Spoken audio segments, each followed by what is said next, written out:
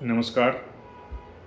मैं वीके बहुगुणा उत्तराखंड रक्षा मोर्चा का अध्यक्ष। मेरा आज 11 जनवरी को उत्तराखंड की जनता से दूसरा संवाद कर रहा हूँ और आज मैं जो बात करूँगा वो होगी हमारे युवाओं के विषय में। जो युवाओं की हमारे प्रदेश के जो युवा हैं उनकी जो दयनीय स्थिति है उसका मैं कुछ यहाँ पे आप लोगों के सामने कुछ रखना चाहता हूँ, अपने विचार। और ये विचार आपको ये सोचने को मजबूर कर देंगे कि हमारी जो सामाजिक प्रतिष्ठा है वो कैसे दांव पे लगी हुई है युवाओं के इस तरह से, जो युवा जो हमारे फ्रस्ट्रेट हो रहे हैं। अभी हमारी पार्टी के आज 2 सदस्य कल और परसों मसूरी से घूम करके देहरादून आए हैं और वो मेरे से मिले और वो कह रहे थे कि हमारी पार्टी का एक जो 23 सूत्री जो कार्यक्रम है कि हम एक क्षेत्रीय दल के रूप में उभरना चाह रहे हैं, उत्तराखंड के जनता से अनुरोध कर रहे हैं। उसमें एक बहुत महत्वपूर्ण जो पॉइंट है हमारे, वो है उत्तराखंड में ड्रग माफिया का राज। जो ड्रग माफिया हमारे युवाओं को यहाँ पे इतना बर्बाद कर रहा है, और ये हमारे युवा ही नहीं है। देहरादून एक जो है एक एजुकेशन का एक हब है, सेंटर है, जहाँ पर कि सारे देश से लोग बाग आते हैं, यहाँ विभिन्न कोर्स कर रहे हैं, यूनिवर्सिटी हैं, इंजीनियरिंग कॉलेज हैं और यहाँ पे वो पढ़ रहे हैं। और देहरादून उत्तराखंडी एक ऐसा राज्य है जहाँ पर कि हर प्रकार की ड्रग जो है इजीली अवेलेबल है। आप दिल्ली में जाएंगे, विभिन्न प्रकार की ड्रग्स पे सरकार ने रोक लगा रखी है।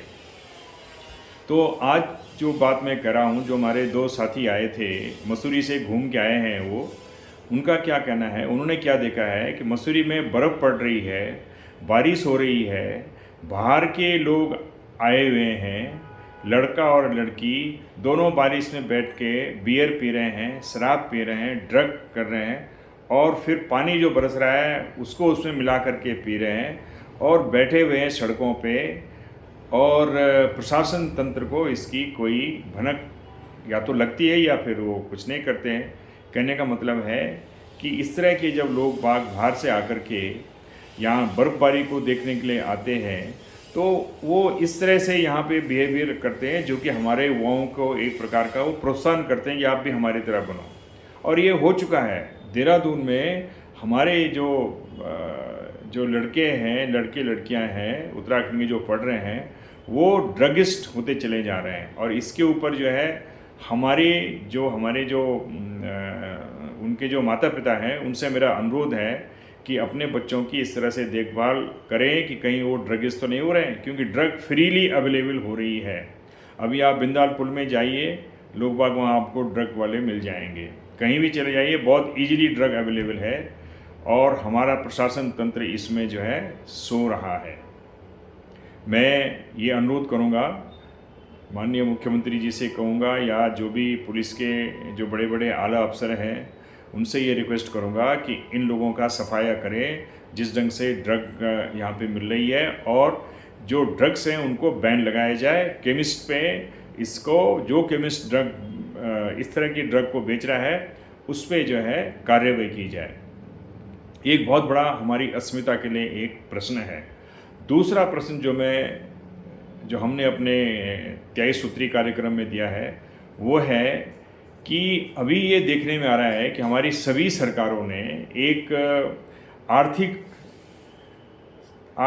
कैसे सरकारी खर्च कम किया जाए उसमें उन्होंने ठेकेदारी प्रथा चालू की, जिसमें कि आप ठेकेदार कॉन्ट्रैक्ट में लोगों को रखते हैं और वो ठेकेदार को आप हायर करते हैं। वो ठेकेदार फिर कॉन्ट्रैक्ट में लेकर के आपको मैन पावर देता है, श्रम शक्ति देता है जो ऑफिस में आप काम कर रहे हैं।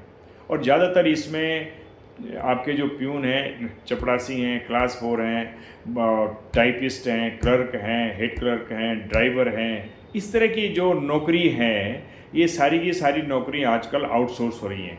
और उसमें एक करप्शन का धंधा बहुत तेज़ी से फैल रहा है। पहले तो जब ठेका देते थे उस समय करप्शन होता है, और जब वो लोगों को लगाते हैं, फॉर एग्ज़ाम्पल किसी को अगर 14,000 रुपये मिल रहे हैं तो उसमें से 5-6 हज़ार रुपये तो ठेकेदार खा रहा है और वो नौकरी उनको कभी भी हटा सकते हैं। तो हमारे बच्चों के उससे बहुत बड़ा खिलवाड़ हो रहा है और इस तरह की बातें नहीं होनी चाहिए। आप बिल्कुल सरकारी नौकरियां उनको दीजिए और आपने जो ये अधीनस्थ सेवा चयन बना रखे हैं ये किस लिए हैं? केवल कुछ कुछ लोगों को ही आप जॉब दे रहे हो जो कि आप पहले देख लेते हो कि भाई इनको जॉब देना है। सबसे पहले मेरा कहना यह है कि सरकार में जो कॉन्ट्रैक्टर सिस्टम है वो केवल 3 या 4 महीने के लिए ही होना चाहिए। उसके बाद आप जो भी पोस्ट हैं उसको आप भरिए, आप कंसर्न डिपार्टमेंट को आप जो है उसका इंचार्ज बनाइए। और दूसरी बात मैं ये कहना चाहूँगा, ये जो अधीनस्थ चयन आयोग है इन सब में जो है इनको रिटर्न एग्जामिनेशन के बेसिस पे ही होना चाहिए। जैसे कि अभी भारत सरकार में जो है गवर्नमेंट ने ये कर दिया है कि ज़्यादातर जो एग्ज़ाम हैं वो रिटर्न से होंगे, इंटरव्यू में कुछ नहीं होना चाहिए। क्योंकि इंटरव्यू में आपने जैसे ही इंटरव्यू होता है लोग अपनी सिफारिश लगा करके लोग बाग जो है नौकरी पा रहे हैं और जो सक्षम लोग हैं, जो मेरिटोरियस लोग हैं उनको नौकरी नहीं मिल पाती है। तो एक तो ये होना चाहिए और दूसरा कॉन्ट्रैक्टरी सिस्टम बिल्कुल ख़त्म होना चाहिए और पोस्ट को एडवर्टाइजमेंट किया जाए और लोगों को नौकरियां दी जाएं ताकि हमारे जो युवा हैं वो यहाँ पे जॉब कर सकें। और तीसरी जो बात है वो ये है कि यहाँ पे जो इंडस्ट्रीज़ लग रही हैं उसमें 70% जो है वो जॉब जो है वो यहाँ के निवासियों के लिए रिजर्व होने चाहिए। अब उसमें डिफरेंट कैटेगरी हो सकती हैं, जैसे कि सहायक जो होते हैं, जो जैसे कोई माना बीए पास चाहिए या इंटर पास चाहिए या हाई स्कूल पास चाहिए, उस टाइप की नौकरियों में 100% जो है यहाँ के युवाओं के लिए रिजर्वेशन होना चाहिए। और जो इंडस्ट्री है उनको लाइसेंस मिलना चाहिए। हर एक ज़िले में डिस्ट्रिक्ट इंडस्ट्री सेंटर आपके होंगे ही, वहाँ पर जो है इंडस्ट्रियल इस्टेट बनाई जानी चाहिए और वहाँ पे हर एक डिस्ट्रिक्ट में एक एक इंडस्ट्री जो है लगनी चाहिए। तभी हमारी पहाड़ों का पलायन रुकेगा, हमारे लोगों को जो है वहाँ पे जॉब मिलेगा। जब तक सरकार ये नहीं करेगी तब तक जो है ये नहीं हो सकता है। और उसके लिए इनको जो संसाधन हैं ब्लॉक लेवल से लेकर के डिस्ट्रिक्ट लेवल से लेकर के एक ऐसी नीति बनानी पड़ेगी कि संसाधनों के आधार पर ही वहाँ इंडस्ट्री लगे। जैसे फॉर एग्जांपल फूड प्रोसेसिंग की बहुत अच्छी इंडस्ट्रियाँ लग सकती हैं, मेडिसिनल प्लांट की जो है बहुत अच्छी छोटे छोटे इंडस्ट्रियल जो है उसमें लग सकती हैं, ताकि एक ग्रास रूट लेवल में, ब्लॉक लेवल में, डिस्ट्रिक्ट लेवल में लोगों को जॉब मिले। उसके बाद जो बड़ी इंडस्ट्रियल इस्टेट हैं, जो हमारे लोग बीटेक कर रहे हैं, जो हमारे डिप्लोमा कर रहे हैं, जो और आगे पढ़ रहे हैं, उन लोगों के लिए स्पेशल जो है रिजर्वेशन होना चाहिए और 70% सीटें जो है हमारे उत्तराखंड के लोगों के लिए रिजर्व होनी चाहिए। तो आज के उसमें मैं इतना ही कहना चाहूँगा। फिर कल फिर मिलेंगे। नमस्कार। जय उत्तराखंड।